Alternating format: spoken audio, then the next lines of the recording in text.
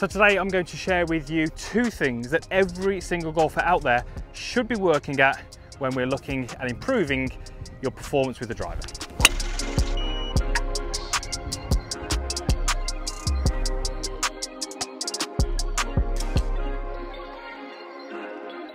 So it doesn't matter whether you slice the driver, whether you hook the driver, whether you push the driver, pull the driver, or whether you just like some more distance. These two things should be worked at by every single golfer out there because they will help every single golfer out there. And we're going to explain exactly what those two things are in this video.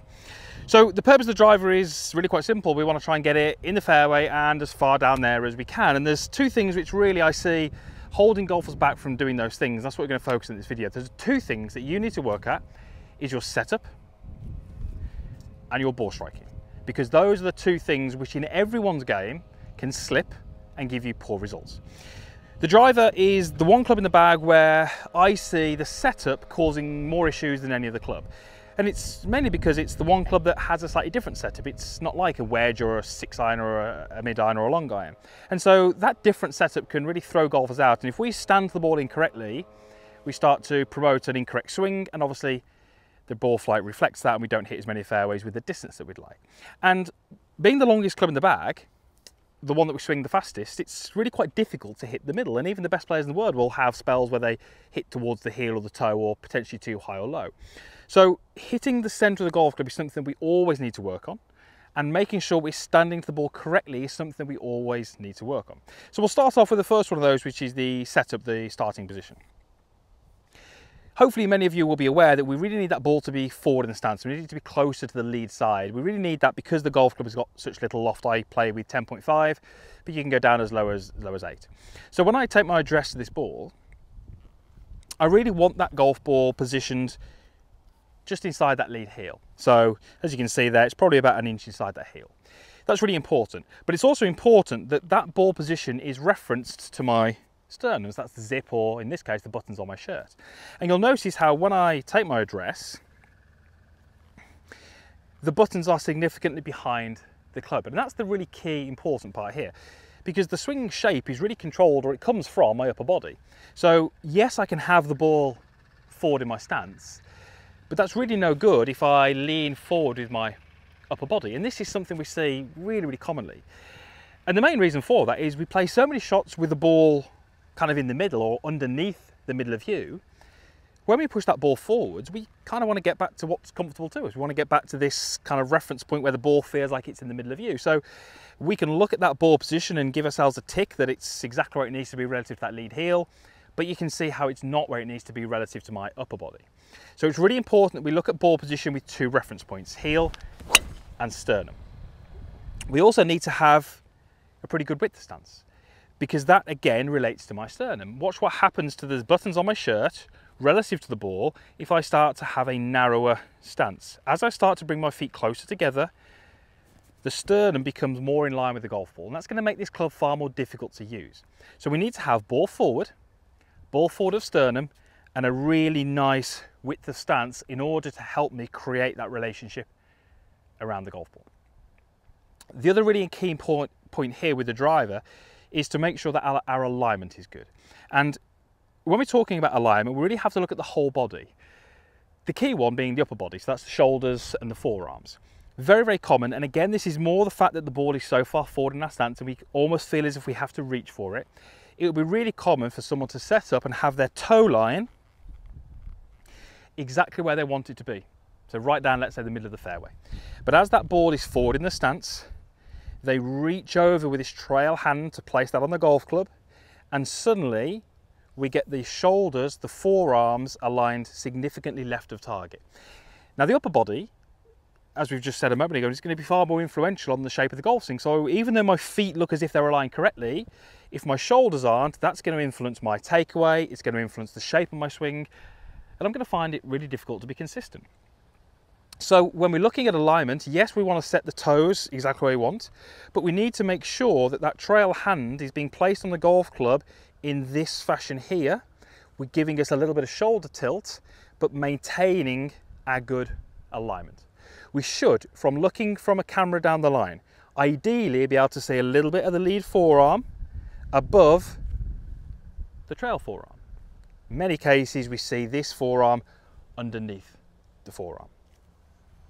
Now, in terms of setup, we said at the start of this video, it's something you need to work at. And what I'd really like you to do is get your setup so it's correct, going through the points we've covered, but then it has to be maintained. And far too many golfers will work on their setup when it's incorrect, when their alignment's gone or the ball position's gone. What we'd really love you to do is work on your setup so that you maintain it. So you're not allowing those poor things to creep in. 2 alignment sticks. So simple. If you haven't got alignment sticks, golf balls will absolutely do the same thing. And all you're going to do is when you practice, you're just going to set those on the ground. I've got the one here, which is referencing my target, and I've got the other one for ball position. If I can create this station, it's going to give me a lot of confidence that the ball position is where it needs to be. My toe line is where it needs to be. I can then ensure that I've got my sternum set correctly. I've got my width of stance, my alignment is good. I've got the club shaft fairly neutral when we look at that face on. And this is a great little practice station just to make sure that I'm always very neutral with my driver setup.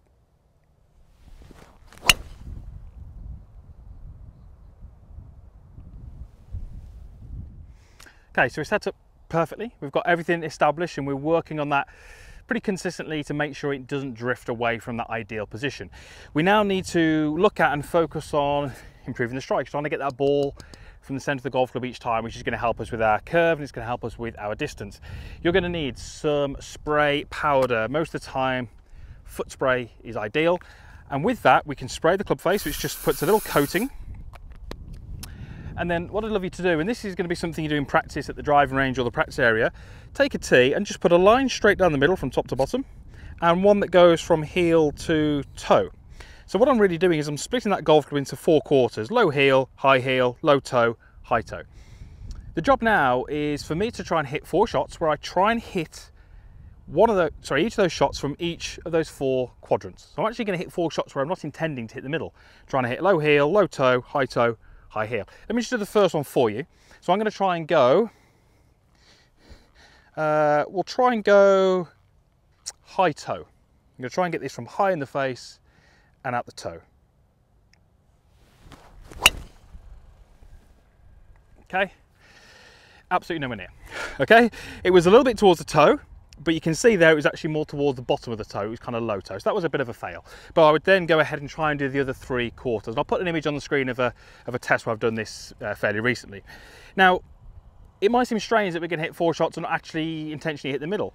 But what we're really trying to do is just try and give you awareness of where that club head is in space and trying to develop your skill when it comes to returning that golf club to the ball. If you can start to develop the ability to change where that ball is struck on the club face, that's such a powerful skill to have on the golf course, because you can then start to focus in on that center point, but you've got the control on the golf club. You have the ability to deliver the sweet spot to effectively wherever you want.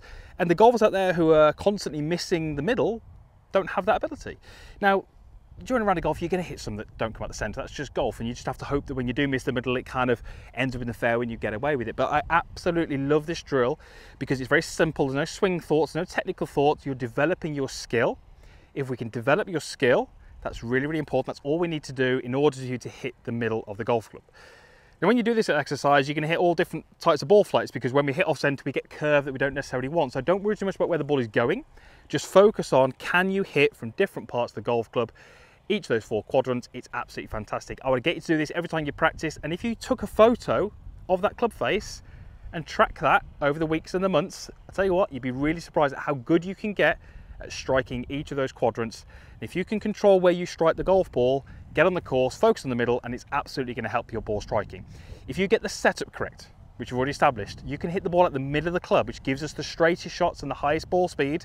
Suddenly, that is going to be a really, really powerful club for you out on the golf course, going to put you in play most of the time, and it becomes a much simpler game from there. So if you want to work on your driving, work on your setup, work on your ball striking, that applies to almost every single golfer out there. Monitor them, consistently work on them, maintain them when they're good, and it will mean that your driving never drifts too far away from where you want it to be, and the game is going to be much easier. So work on ball striking, work on setup, your driving will thank you, I guarantee it. Thanks for watching. Usual stuff is down below, comments box down there, like button, all that kind of usual stuff. I would love to be a subscriber. If you're not, give it a thumbs up, give it a like, and be a subscriber, absolutely free. I would love to see you back here again for a future video. Thanks for watching.